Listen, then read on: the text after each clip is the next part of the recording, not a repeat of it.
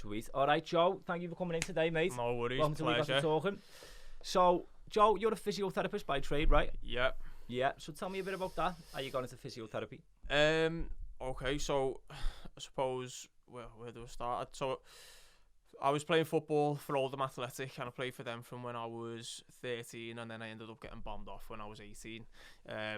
When I got released, I had the option to either go to America and play like college level over there, or go down the university route. So I ended up studying physiotherapy at the University of Salford, which was a 4-year course. It was part-time. So that obviously left a little bit of room for me to work in between, and where I ended up working was at a neuro rehab unit, and I was just doing support work, and that was mainly for people with learning disability and mental health, or a combination of the two.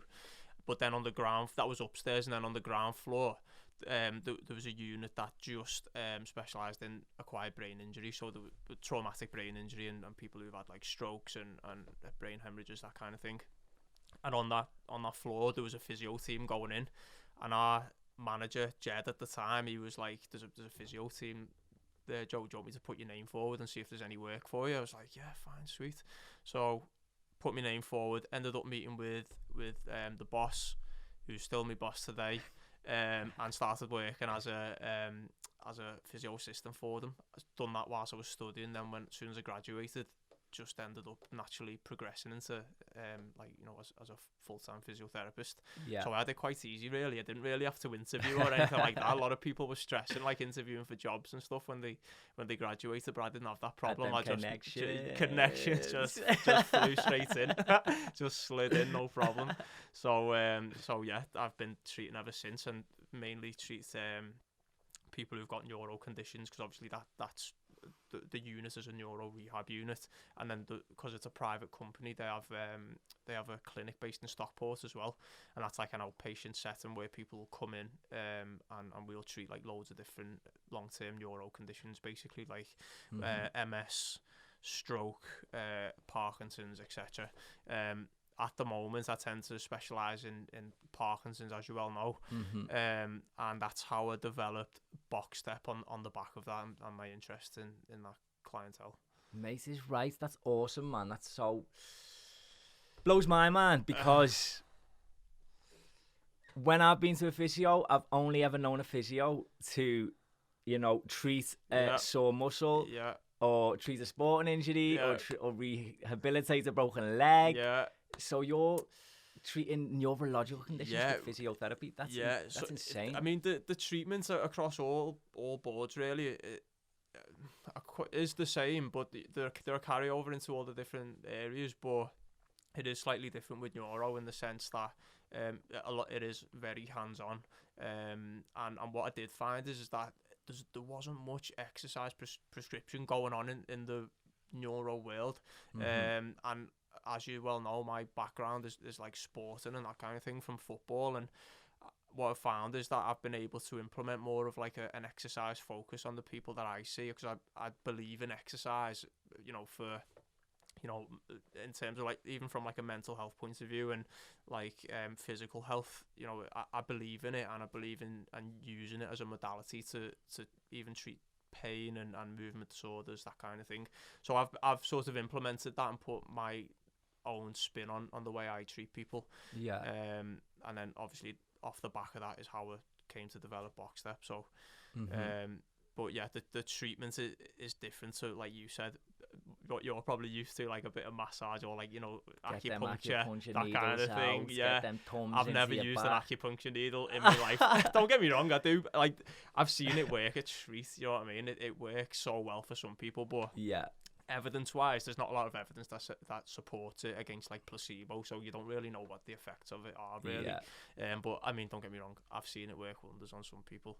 My dad being one as well, he swears by it. He had like an Achilles tendonitis for months. I was like giving him a few pointers and stuff like that, and then he ended up going and getting acupuncture, and he was like a new man.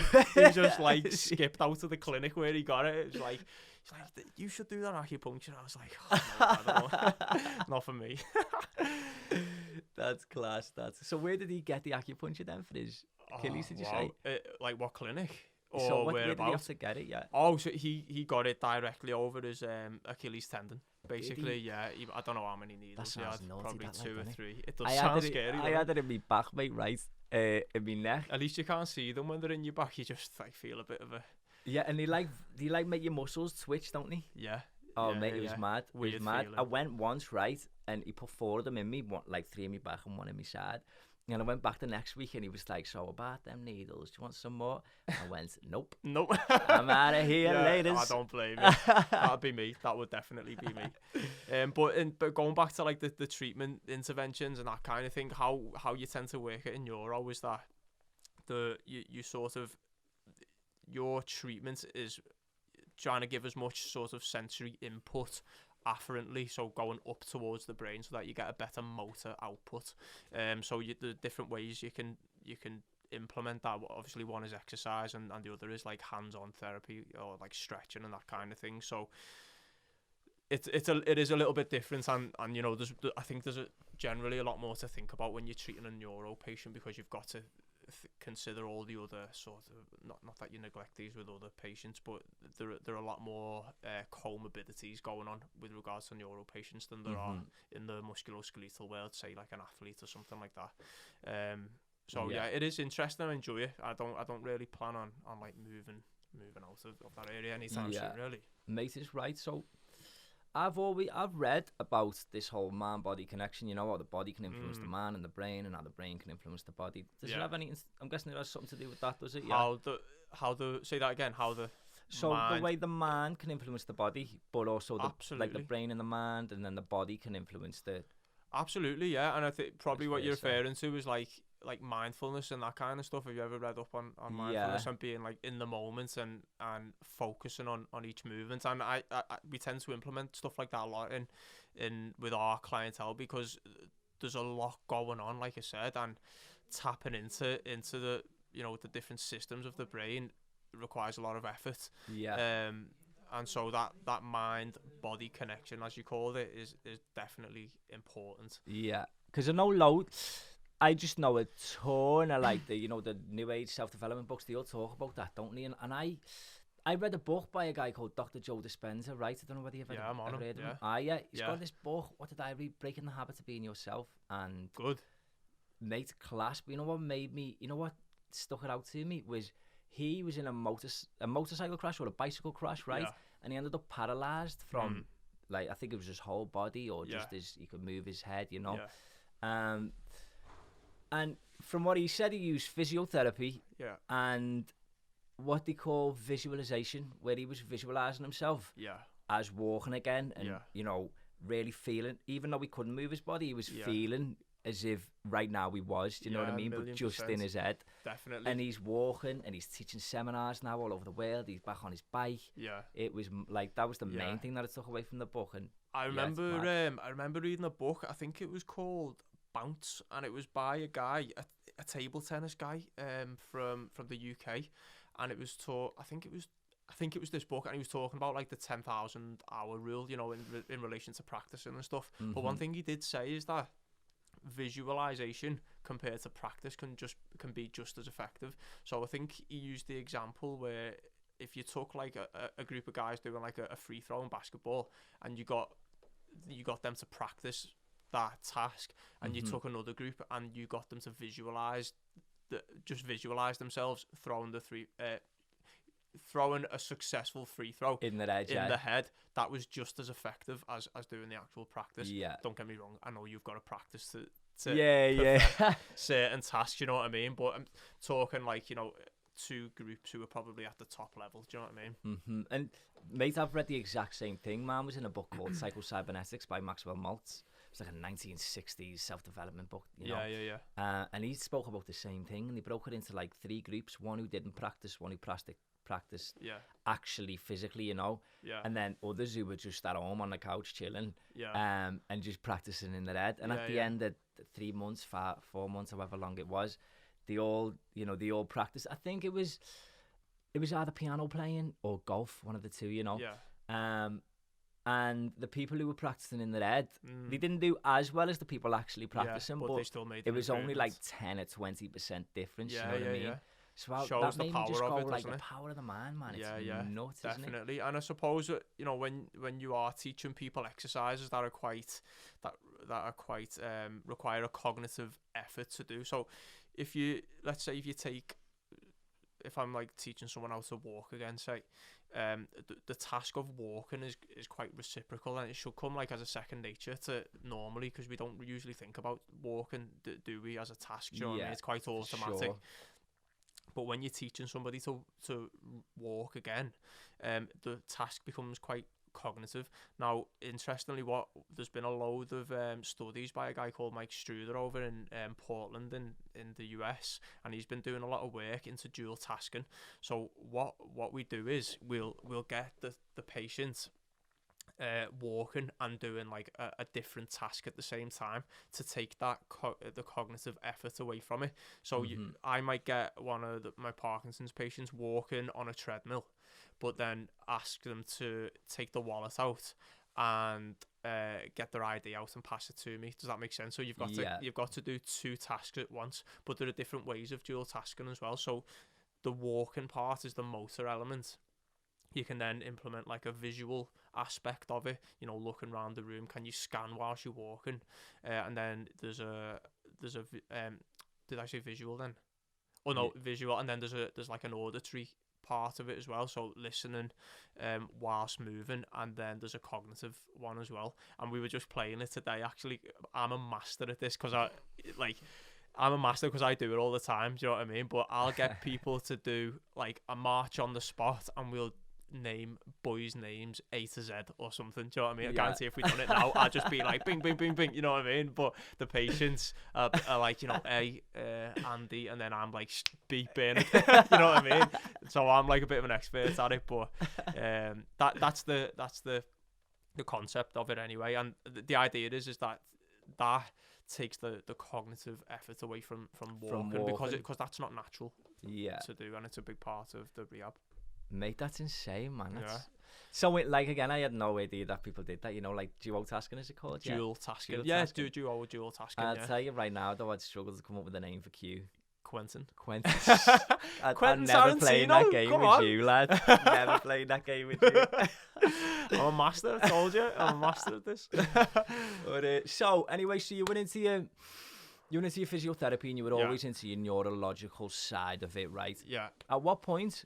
April last year it was, weren't it, when you officially opened Boxstep in Sefton Park? Yeah. Yeah. So, at what point did you decide you wanted to take your own spin on things and do your own thing? Well, first of all, like I said before, exercise prescription is a massive part of physiotherapy, and adherence to exercise is another story. Like, it's so bad. You know what I mean?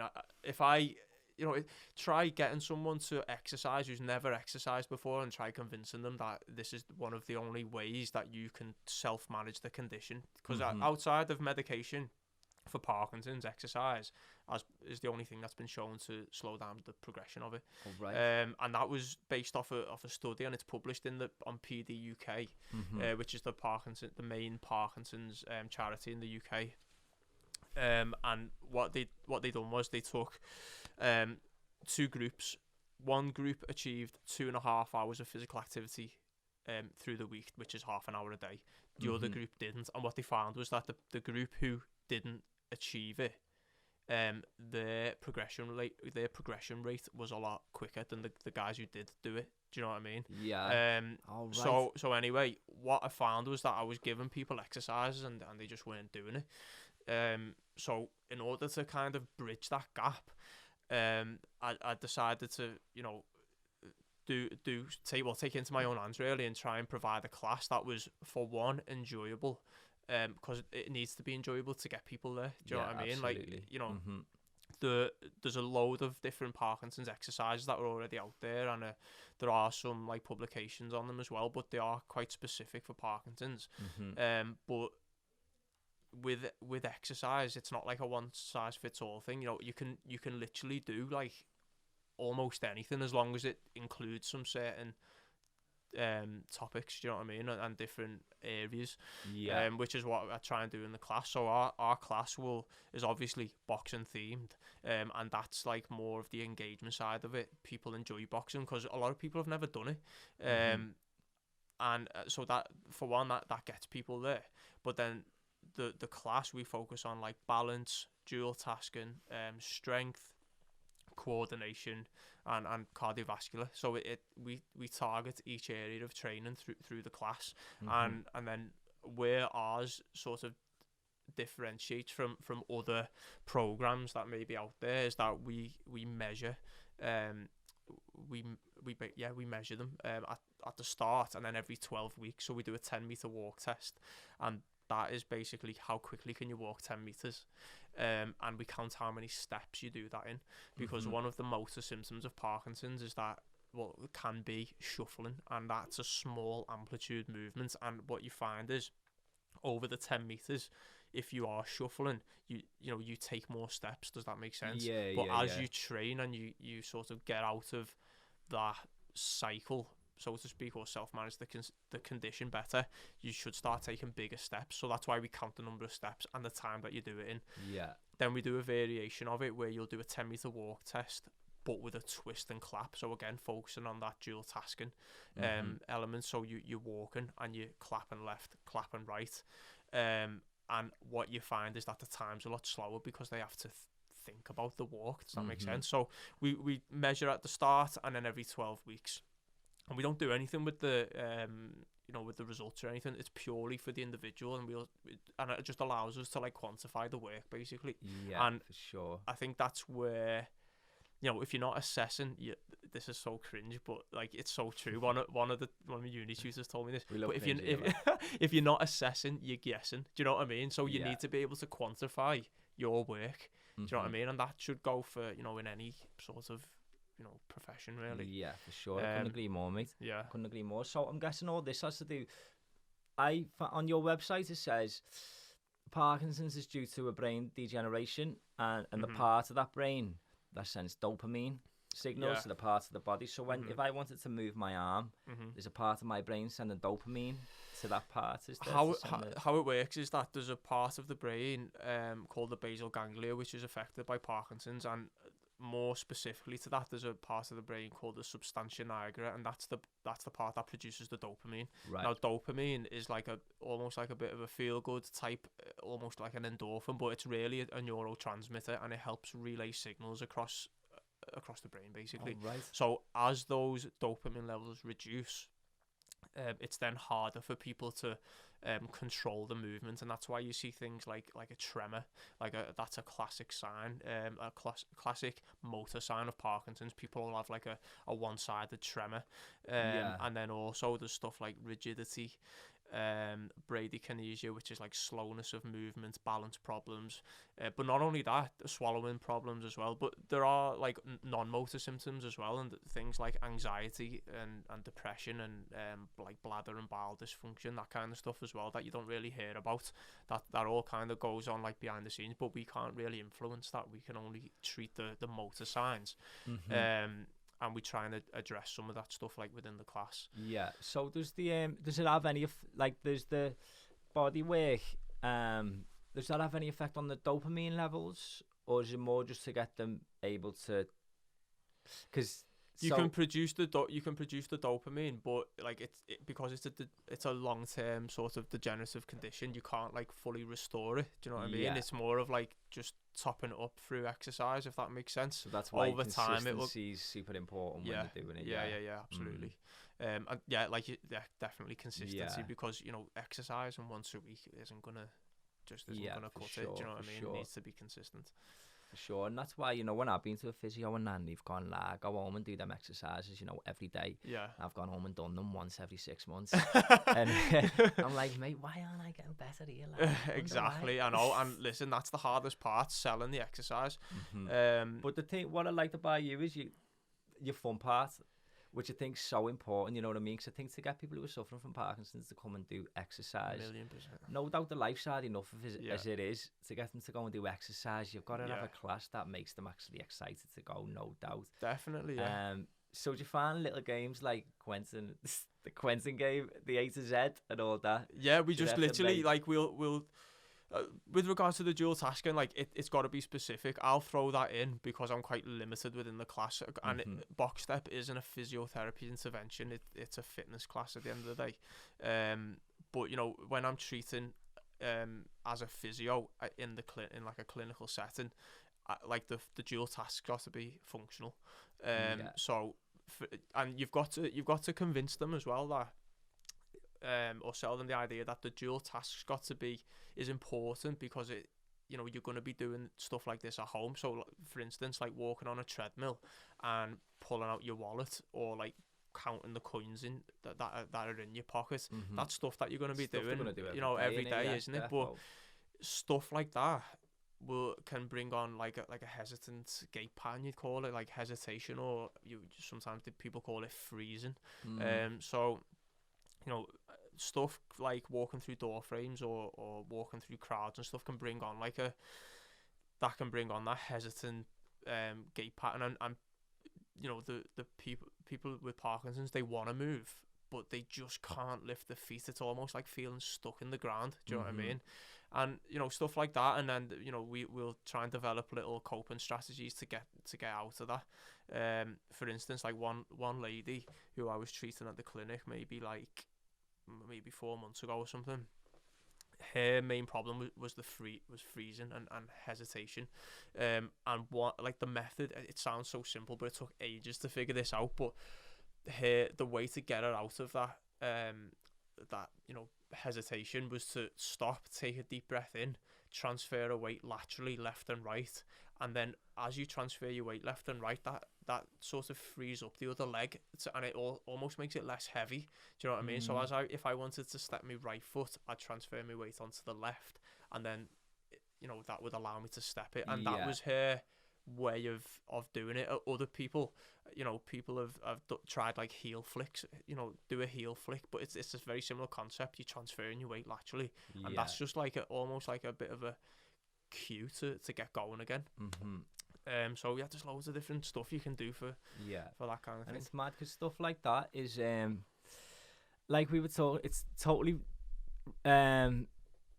second nature stuff to all of us, Definitely. And I'm going to go back to like the mindfulness thing, because in a part, I do meditation every day, right? Yeah. And part of it is to get into your body, right? And really start feeling the sensations and be like, develop an awareness of your body again, because 1,000,000%. What they're saying in these books is that so many of us are trapped in our heads that we're not actually experiencing our body. Do you know what I mean? But I've done exercises where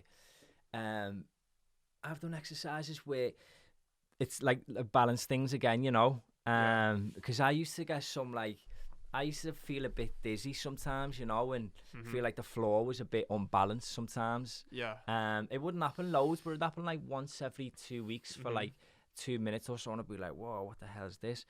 And then since I started getting back into my body and doing little, like, the one that they do is just like forwards and backwards, and you find your centre of gravity, Absolutely, yeah. And then you just turn at the heels. So that's the only one I did. But once I did that, I haven't had it since. You know what I mean? Yeah. And it's just bringing me awareness to that part of my body. Definitely. And the connection to the floor. Help loads. Yeah, you know I can definitely relate. I think it sounds a lot like what another sort of area that we might treat as well. And what, like, people who come into our clinic often have like balance difficulties, and there are different strategies within the body that people use to balance. So you have your vision, obviously, like you need to see where you are in relation to the room around you, and then the second one is your proprioception, and that's the sensation of like almost like your feet in contact with the floor, and your ability to know where you are in space without using your eyes, basically. And then the third one is your vestibular system, and that's like your inner ear balancing stuff, and the little semicircular canals that basically keep the world flat in front of you. It allows it maintains like equilibrium within your realm of vision, if that makes sense.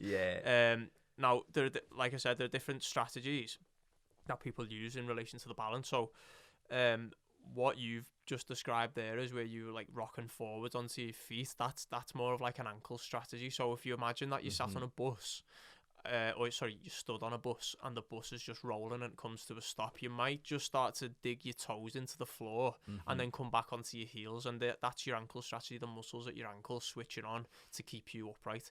And then the second one is your hip strategy. So imagine the bus is going a little bit faster.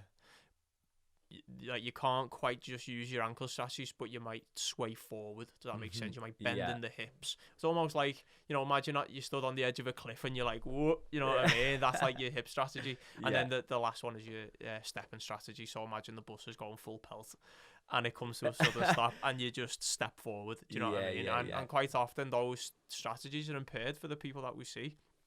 And in order to become in tune with those different systems, you need to focus. It requires a cognitive cortical effort to do it. So quite often I'll get people lined up next to a plinth or in front of a wall or something like that, and get them to just feel in the bare feet of where the pressure is in relation to the feet. Is it in your heels, is it in your toes? Rock yourself side to side, that kind of stuff. Like you said, stuff that you don't really hear about when you also used to is like massage and stuff in it, and those needles. Man. Absolutely. But even that, like, they called it grounding, right? I don't know whether it's the same word in physiotherapy, but they called it like grounding yourself to the earth, and even just that, I found when I got into my body, right, I found it wasn't just like that improved. I found my whole life improved getting into my body. Do you know what I mean? Because, like, in the book, in the presence and all that, he was like, they all encourage you to live as much as you can in the present moment. You know Absolutely, what I mean? Yeah. And your body is the only thing that's forever in the present moment. You know what I mean? Yeah. So many people adrift in the thoughts, in the future, in the past. Once I learned that just them simple exercises, and I got into it because of my balance. It was like I started seeing colours brighter. I don't know whether this is a thing as well that they found in physiotherapy. Like, I started seeing colours brighter. I stopped procrastinating as much. I had more energy. It was mad, and it was all just because I focused my attention into my body. Do you know what I mean? And rebuilt that connection. I suppose, regrounded myself and all that. Yeah, I suppose that probably does happen from time to time, but because I'm not really looking out for it, like, how do you measure like how much you can see, like, more colours? You know what I mean? Like, 50% I'm not 50% vibrant on the exactly, like 75% on the Wednesday. I can't really, like, measure. I don't have the skills to measure that, basically. But subjectively, if people comment, that's an added bonus, isn't it? Do you know what I mean? Yeah. Sure. But we can't measure it. I think we can't measure it. Yeah. But I love the exercise. I still do them every day now, Do you? Just to be like, yes, let's ground myself to the earth, bro. I just believe in exercise. I feel like I'm repeating myself, but you wake up, you do some exercise, right? You feel like your day has started on the right foot. Do you know what I mean? I couldn't agree more. And I feel, and I'm just talking from, like, a personal standpoint as well, if I don't exercise, like, I start going insane. Do you know what I mean? And I need to be doing something. Like, I'm blessed that my job is, like, quite active anyway, so I'm constantly, like, thinking, running around up and downstairs or whatever, lifting people, whatever. But you need that intensity and that drive, and I think that it keeps a sense of like, you need to be regimented, don't you, in terms of, like, your exercise adherence, that kind of stuff. But I start going insane if I don't exercise. Me too. And that's why I try and drill it home to the patients who I see, because they don't understand that because they've never exercised before.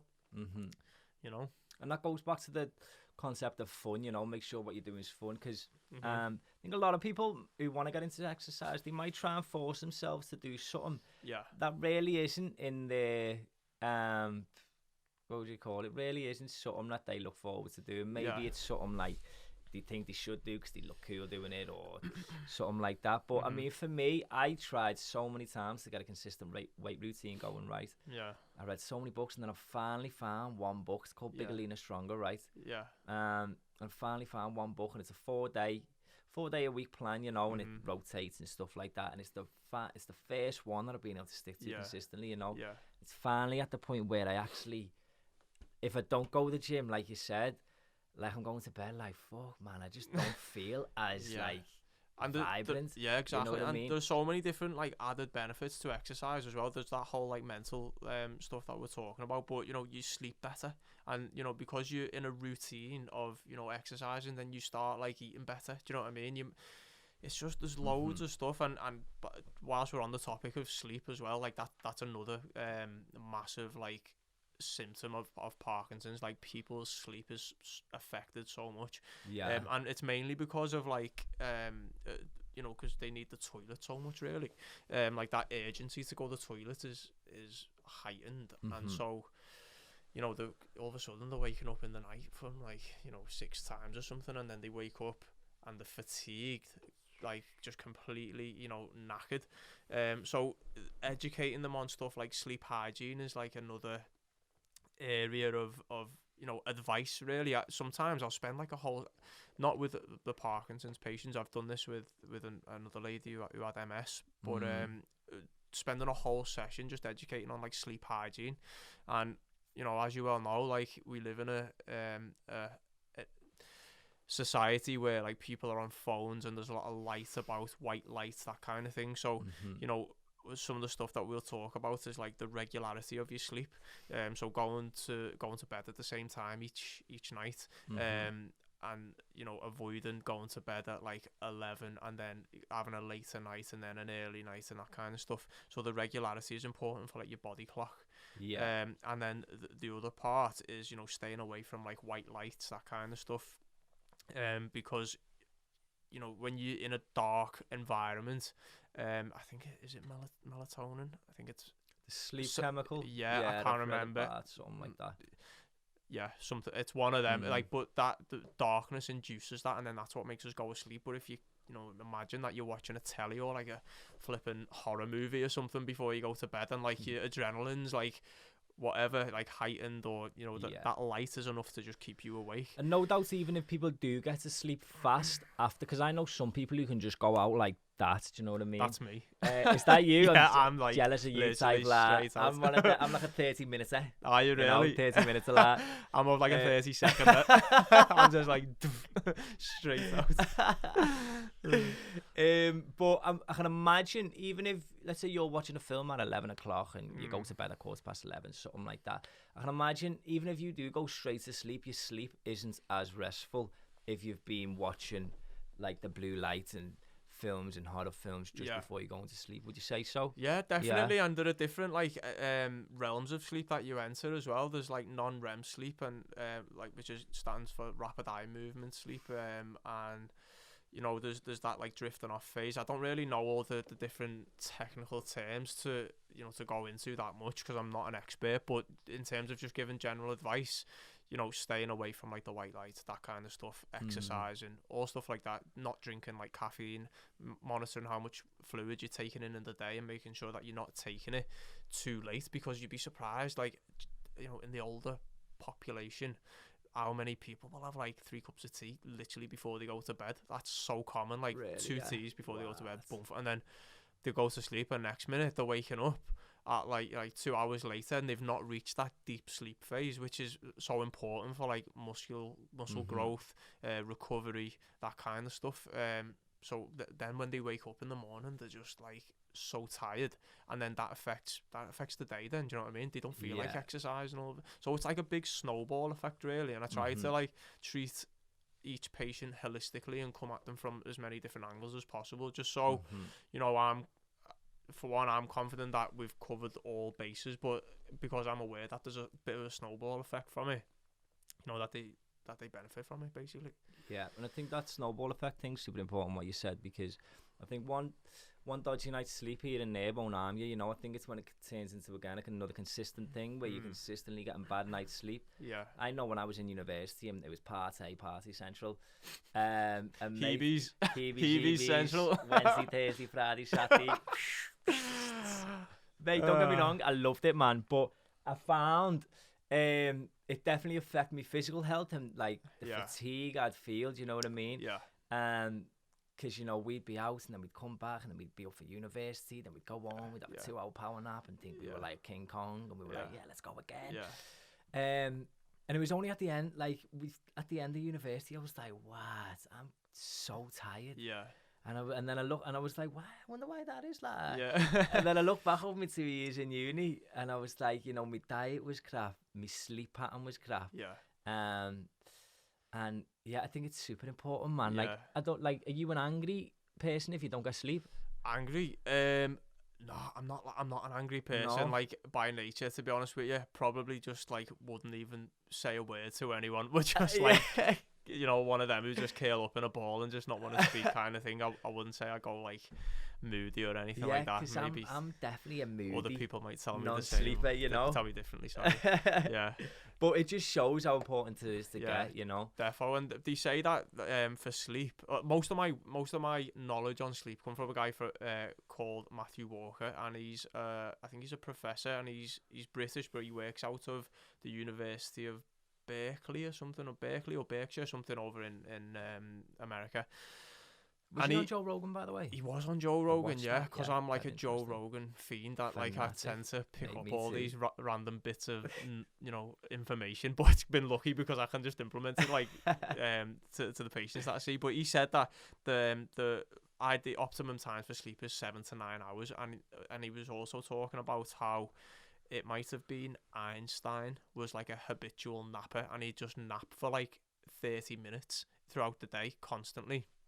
Obviously sporadically, and apparently he'd put like some rocks in his hand, or like some like I don't know, like marbles or something, so that just as he was drifting off into that deep sleep, the marbles would fall, and then that would wake him up, and then all of a sudden he'd have like he'd have the pen and paper next to him, and he'd write his ideas down that he'd thought about when he was in sleep. So your ability to think and all that kind of stuff is heightened when you're in a deep when you're in mad, when you're sleeping. That is mad, because I know I was reading a book again once, and it was talking about we're in beta most of the time. Is that right? In terms of the brainwave frequency. Yeah. They were talking about getting down to alpha when you want to get into a creative mode. Mm-hmm. So they talk about physical relaxation and just it's like progressive muscle relaxation. So you focus on like your hand, and then you slowly let go of all the tension and relax that. Then your arm, and then move it around.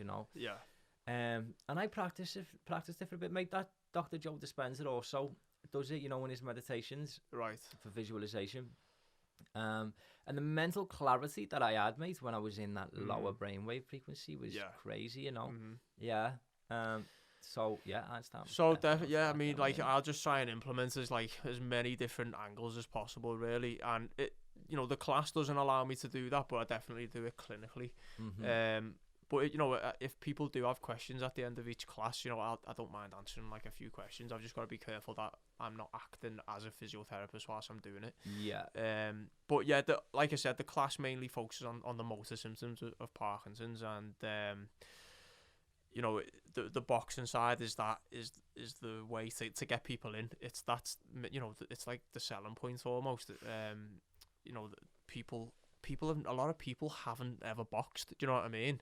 And it's almost like when you start on our program, that you're almost learning like a new task, and it's non-contact, by the way. That we don't we don't spar or anything like that. But the connection of like hitting a bag or a pad and stuff, we find is really good for the tremors, and taking people through those large amplitude movements and with like lots of rotation it is really good for it, because how it presents clinically is that people's posture changes when they get Parkinson's a lot of the time. Anyway, there are exceptions, and what you find is that people become more like flexed through the trunk, and when they're in that position, it's then harder to extend upright.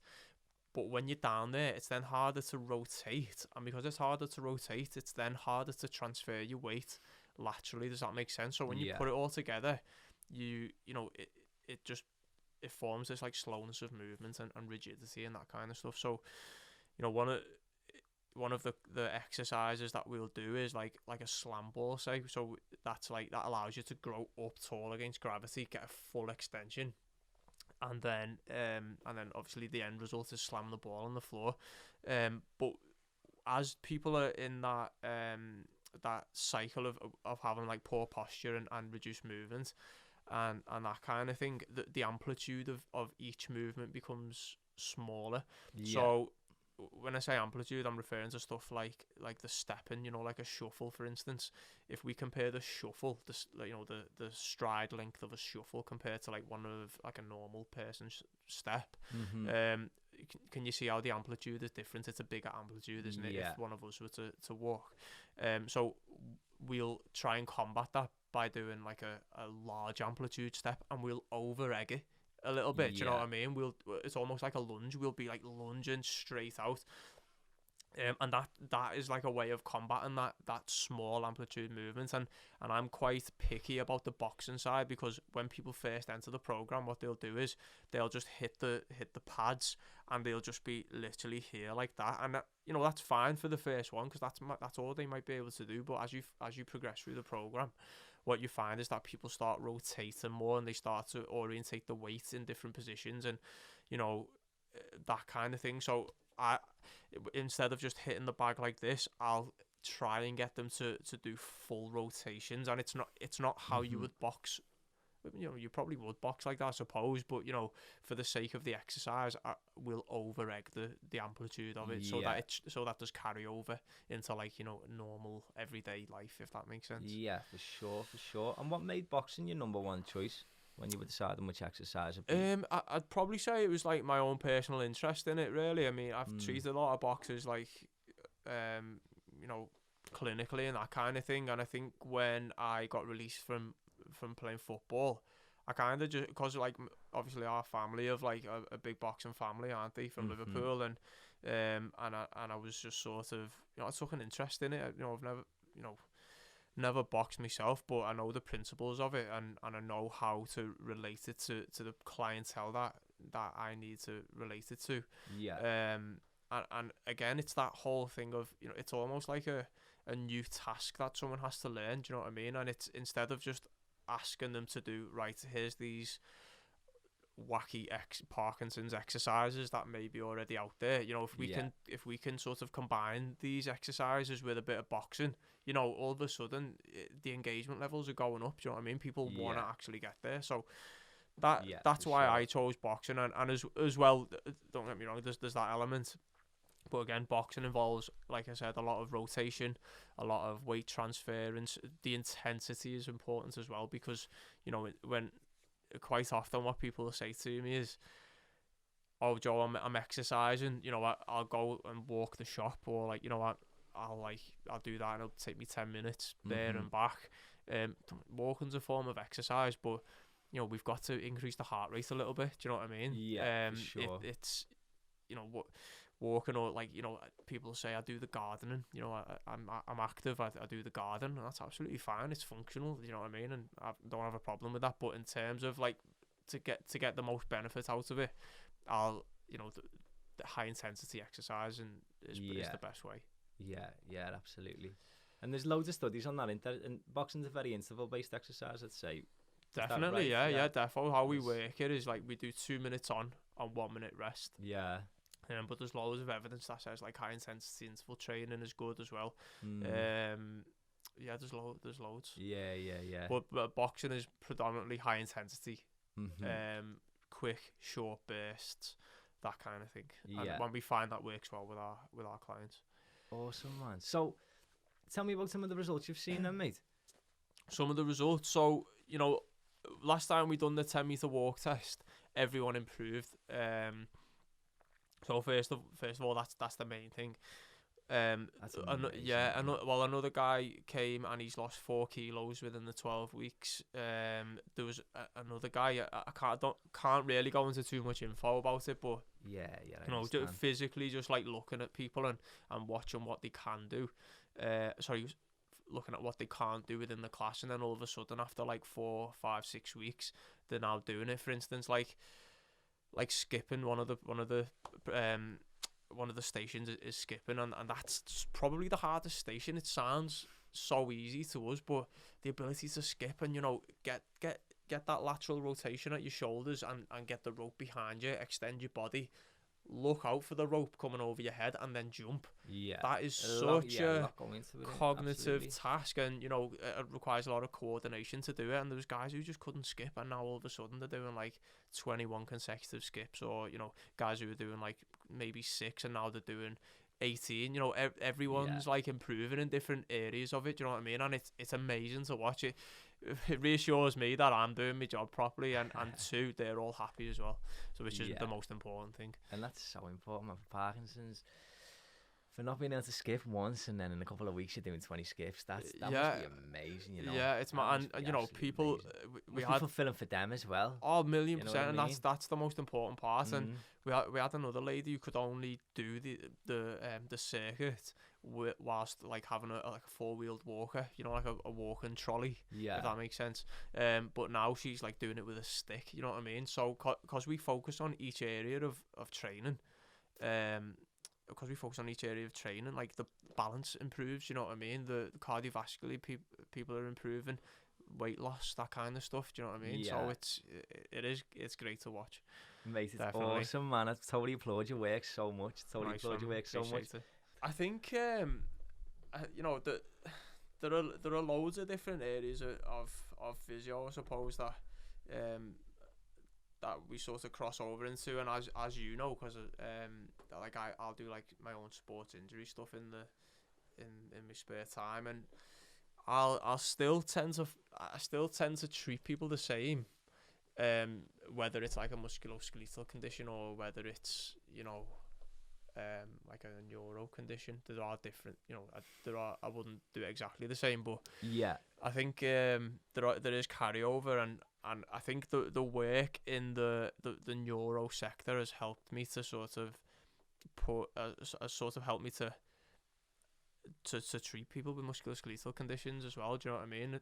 Tend to see a lot of like back pain and that kind of thing nowadays. That's like the most common thing that you see clinically in like an MSK setting, I would say. Just because like people are so like sedentary, aren't they, nowadays? You know what I mean? Like people are in offices and people don't exercise, as we've talked about, and it is worrying, and the, you know, the health risks from not moving are, you know, like profound, really. That, you know, it's so dangerous not being active. It's a massive area. There's loads of like, you know, health promotion physios who will go into like places of work and they'll do like, you know, some people have implemented like plans where every hour or every half an hour they'll stand up and they'll do like a march around the office, or they'll do like you know what I mean? And can you see how standing desks as well now? Standing desks, and as well there are different like stools you can get now as well. I went and seen this, like we had like a meeting with someone ages ago, and he had this like chair, and he was basically kneeling on this like specialist chair instead of sitting. Do you know what I mean? I looked at it, I thought I want one of them, but I can't find it anyway. I don't even know the name of it, but it was great because it allows you to like stay a little bit more upright and stuff, and not slump down. I'm the worst slumper, and I think it's because you know I'm probably like traditionally a bit of a lazy person. I'll adopt like any base of support that's something will give me. I'm so tempted to just like lean on this now, do you know what I mean? But that's what I'm like. Mate, man, definitely goes back to me World of Warcraft days, bro. World of Warcraft, definitely, mate. Like that for 17 hours straight. 17 hours, square eyes, just like just raiding Grohl's lair. Nah, telling you once. But yeah, mate, and I think movement is so important. And like you said, even if that's one thing that we're going to come to actually at the end. There's a thing on the Jay Shetty podcast. Have you into him? Who, sorry? Jay Shetty. British guy. He's a monk. I think he lives in America. I've heard of him, you know. One of my mates, Ashton, got me onto him, and I don't think listen, I'll watch any podcast. I'm literally obsessed with like them. The people he gets in is top dollar. One thing he does at the end of the podcast, though, is he asks, give us your 5 best tips for people, you know, that you'd give to people surrounding what we're talking about. So we'll ask that in a bit. Okay. But yeah, about movement though, and they say, don't they, you know, even if you're in an office environment, if you can just if you can go for a walk every break and every lunch, it's meant to make the world a difference. Yeah, you know? Definitely. I think that as well that, you know, walking is a huge, you know, I think it's one of the best ways of keeping fit, to be honest with you. What I find is that all these, when I assess someone at the clinic, and you know they come in and they're older, and I say, like, you know, what are your hobbies and that kind of stuff, are you exercising at the moment? You know, when you just look at someone and they look well for their age, do you know what I mean? All of them are part of like walking clubs, and it's odd. It's not odd. I know why they look well. It's because they're walking. Do you know what I mean? They're still active into like the 60s, 70s, sometimes 80s. You know what I mean? Yeah. Walking is one of the best, you know, the best forms of exercise, and you know, if you're looking for like a general, you know, way of keeping fit, and you know, cracking on a little bit, you know, that's probably one of the go-to things. I remember watching Trust Me, I'm a Doctor, I think it was. They got these people just walking around every day, and I can't remember what outcome measures they used. It was weight was obviously one, and then I think they were looking at like blood sugars and all technical stuff like that, and they found that like just from doing like half an hour walking a day is like, you know, had all these like amazing effects on them. And there's some evidence as well that supports that doing 20 minutes walking, or is it walking? I don't want to speak out of term, but 20 minutes of physical activity anyway, or it might be high intensity, was like a precursor for onset of Alzheimer's. Do you know what I mean? Wow. So, you know, exercising has this you know, effect. If it was in a pill form, it'd be a miracle drug, wouldn't it? You know what I mean? Absolutely.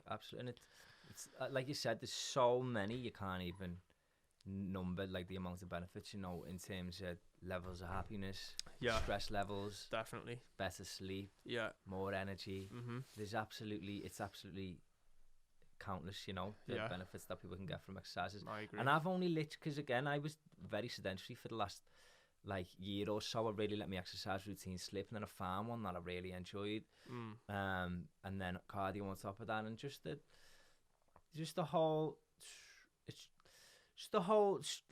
the stress free that it gives you, and like the resiliency, that's the word I was looking for. Resiliency, like you said, you know, when you start the day with a good exercise routine, definitely, and then you just feel resilient. You just feel great, that much more resilient for the rest of the day. Definitely, you know, definitely. I can relate to that 1,000,000%. Maybe one day they'll get the old office doing parkour anyway, lad. Which parkour? Is that the thing off The Office, the American Office, where they're all like bouncing off the walls and stuff like that? Parkour for Parkinson's might be maybe one there. Might be a winner. That. I mean, I might stay away from that, but I'll let you do that one if you want. Can I take that? Parkour for Parkinson's. Wow, it's funny that. And I joke. So just before we leave, mate, right?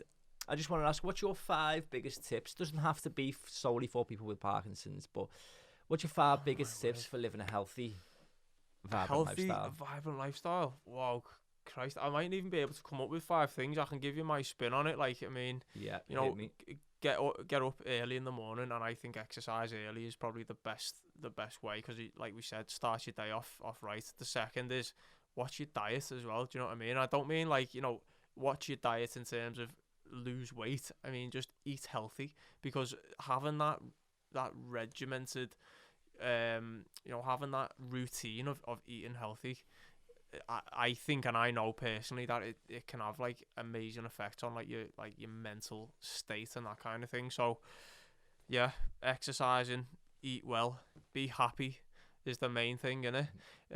Live in the moment, I suppose. Be appreciative and yeah, be kind to everyone. Yeah, I don't know. Is that it? I don't know. Perfect, I don't really. Mate. Perfect. Joe, thank you very much for coming in. Pleasure. Thanks for having me. And your website, www.boxstepuk.com. www.boxstepuk.co.uk. People have had a bit like a hard time finding us online, but when you search for us, the Facebook page comes up first, which is Boxstep UK Parkinson's exercise class. Yeah. And I'm always posting. Well, I found you on Google earlier. Just typed in Boxstep UK, you know. So. Boom. That's sweet. And then, people can find your contact details there if you want to book a class or anything like that. Yeah. All the information's there. Smashing. Perfect. Cool, man. Boxstep UK. Boxstep UK. Thank you, mate. Nice one, P.